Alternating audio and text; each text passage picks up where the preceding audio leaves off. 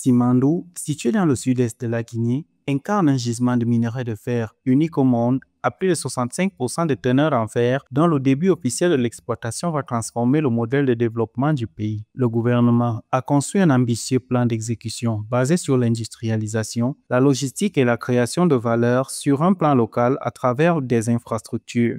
Rio Tinto, Chalco et International Finance Corporation, via Simfer SA, vont côtoyer l'État guinéen qui participe à hauteur de 35% dans l'exploitation minière et jusqu'à 51% dans les infrastructures, incluant un chemin de fer de 670 km et un port en eau profonde à Forécaria. Simandou représente 4 blocs miniers capables de produire 95 millions de tonnes de fer par an et dont les perspectives sont détaillées par le président du comité d'organisation de la cérémonie d'exploitation, le ministre de l'économie et des finances, Mourana Souma.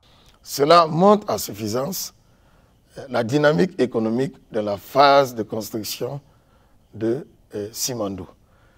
Parallèlement, l'État, sous la houlette du président, a engagé beaucoup de dépenses d'investissement.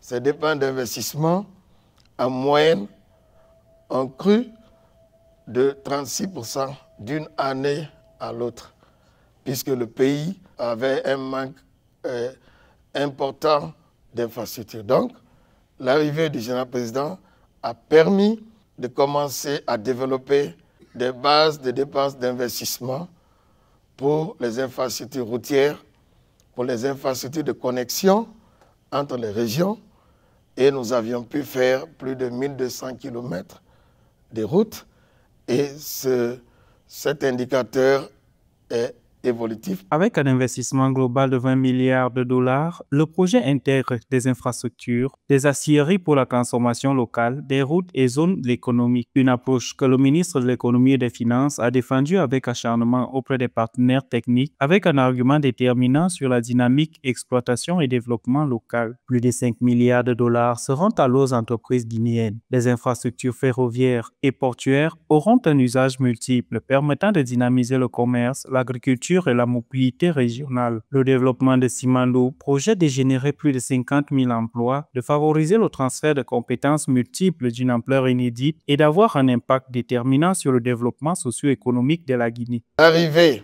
de la mise en production de Simandou pourra améliorer substantiellement tous ces ratios. Mais le plus important de ce projet minier Simandou, il est adossé au plan de développement que le président a voulu doter notre pays, indépendamment d'un homme, d'une personne.